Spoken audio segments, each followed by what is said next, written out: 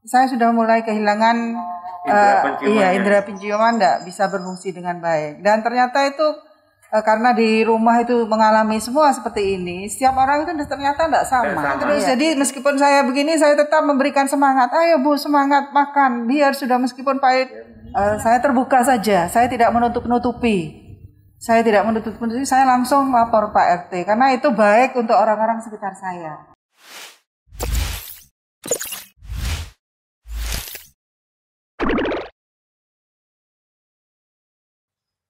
Selamat siang, saudara-saudara semua, anak-anakku tercinta.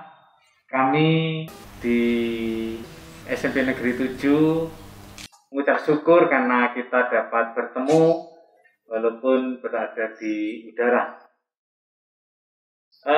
Pemirsa semua, pada kesempatan siang hari ini saya ditemani oleh Bu Mimi, guru SMP Negeri 7 Bondowoso. Selamat siang Bu Mimi. Selamat siang Pak Rahman. Selamat siang semua. Kita bersyukur ya kita bisa berjumpa dengan Bu Mimi. Bu Mimi, beliau adalah guru SMP Negeri 7 Bondowoso, di mana beberapa waktu yang lalu Bu Mimi ini merupakan salah satu korban dari ganasnya virus corona. Nah, mungkin pada kesempatan ini kita akan berbincang-bincang bagaimana sih virus corona itu dan bagaimana sih cara-cara Bu Mimi untuk dapat bertahan untuk mengalahkan ganasnya virus corona. Bu Mimi, selamat siang. Iya, selamat siang Pak Rahman. Bagaimana mungkin Bu Mimi bisa menceritakan sedikit awal mula Bu Mimi merasakan bahwa ada gejala-gejala sakit. Iya, terima kasih. Ini saya akan berbagi pengalaman ketika saya kemudian terdampak atau terpapar dari COVID-19. Mulanya saya mengira itu hanya flu biasa saja. Jadi karena gejalanya memang seperti flu, hanya kok badan ini terasa seperti dikepuki gitu kalau kata orang Jawa. Sakit semua ya? Iya, jadi sakit semua, lemas. Jadi gejalanya ya persis dengan flu, leher seperti seri-seri gitu. Nah, saya kemudian beberapa hari setelah itu, ya saya waktu itu hanya mengkonsumsi obat-obatan flu, ya untuk flu.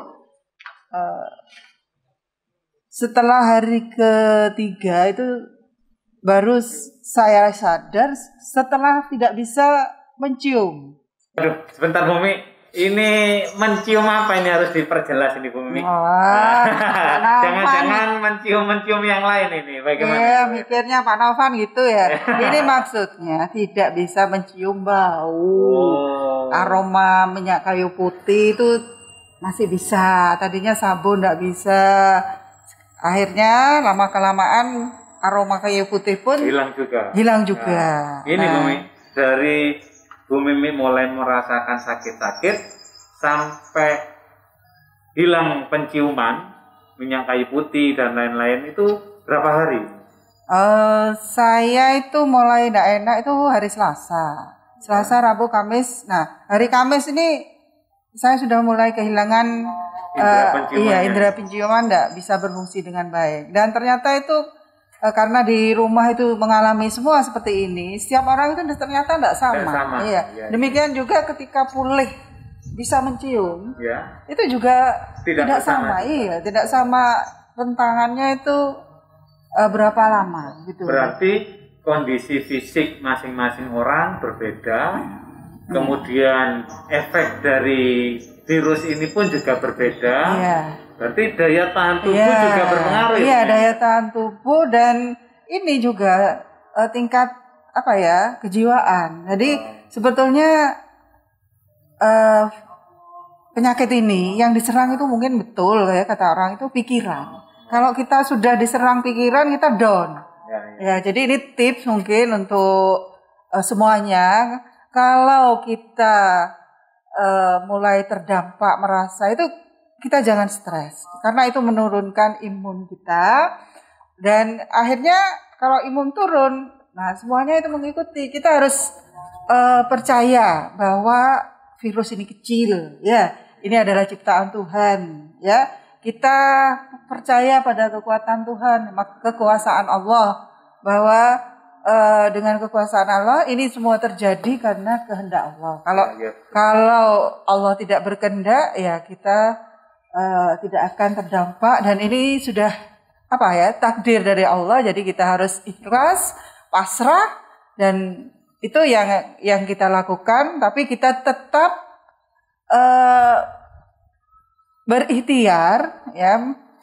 Kalau saya itu minum vitamin seperti yang sudah ada pakemnya, karena saya ini melakukan isolasi mandiri, jadi saya minum obat-obatan yang sesuai dengan yang sudah ditentukan, seperti vitamin C, vitamin D, kemudian yang mengandung zinc, lalu vitamin E. Setelah itu saya juga selingi dengan minum-minum rempah-rempah. Biar hangat ya. Biar hangat, itu diberi jahe dan sebagainya. Jadi itu yang saya minum. Jadi Bu Mimi, ternyata untuk mengatasi ini tidak cukup hanya obat-obatan saja, tetapi juga suasana hati, pikiran. Ini merupakan obat yang bisa dapat mempercepat kesembuhan. Jadi mungkin kita bisa memberikan saran sekarang kepada masyarakat yang mungkin pada saat ini mengalami seperti yang dialami oleh Bu Mimi. Tadi kan Bu Mimi sudah menyampaikan bahwa tidak cukup dengan obat saja. Mungkin juga informasi-informasi yang menakutkan. Ini bagaimana ini tanggapan Bu Mimi? Kalau saya langkah pertama setelah saya tahu bahwa saya terdampak virus itu, saya terbuka saja. Saya tidak menutup-nutupi. Saya langsung lapor Pak RT, karena itu baik untuk orang-orang sekitar saya. Jadi dengan demikian saya pikir itu akan mengurangi penyebaran. Lalu setelah lapor, tentu saja kan akhirnya banyak yang tahu. Saya kira ini adalah obat juga bagi saya, karena mereka akan mendoakan, memberikan dukungan, mendukung doa, dan alhamdulillah juga perhatian mereka. Misalnya ada tetangga yang memberikan ini untuk sarapan, kemudian ada yang memberikan sekedar lauk, meskipun hanya cukup tinggal goreng. Nah itu sebetulnya cukup memberikan dukungan itu, perhatian mereka itu membuat kita bersemangat. Nah ini karena tetangga saya juga ada, kami saling memberikan semangat. Kebetulan mepet dengan rumah saya itu juga ada yang positif. Saya tanya terus, jadi meskipun saya begini, saya tetap memberikan semangat. Ayo Bu, semangat makan, biar sudah meskipun pahit, silakan cepat dimakan. Makan ini Bu, saya yang bisa enak makan itu setiap hari makan sayur asam sama rencek itu sudah Bu, ayo Bu. Alhamdulillah akhirnya beliau juga lama-lama bisa melawan rasa yang nafsu makannya yang sudah turun. Kebetulan beliau sudah sepuh dan hidup berdua dengan suaminya, lalu putra-putranya jauh dari sana. Jadi itu juga merupakan obat bagi saya, bisa memberikan motivasi ke sesama yang terpapar itu. Nah, yang selanjutnya yaitu mungkin kita ikhtiar dengan obat-obatan, tapi kita juga berdoa dan pasrah kepada Allah bahwa inilah jalan kita, sudah kita pasrah, kita sudah diuji mungkin untuk punya tetap kesempatan untuk berdoa, sembahyang, untuk mungkin juga mengaji karena harus isolasi tidak kemana-mana. Jadi dan setelah enak itu juga kita jangan langsung los. Saya merasa enak itu langsung yang nyapu halaman, nyuci ini, setelah itu sorenya drop lagi. Oh, gitu. Jadi ya saya sempat mual itu langsung muter-muter. Aduh, ini saya kayak vertigo gitu. Jadi ya mual. Ya mungkin terlalu capek itu karena sudah merasa enak. Ya. Jadi kepada yang mungkin padahal kondisi fisik belum memungkinkan. Iya, tapi saya sudah merasa enak dari sebelumnya. Jadi sudah kayaknya sudah aman ini kalau saya muncul di depan tetangga tapi tetap jaga jarak. Jadi saya mulai nyapu-nyapu halaman karena waktu itu jenuh.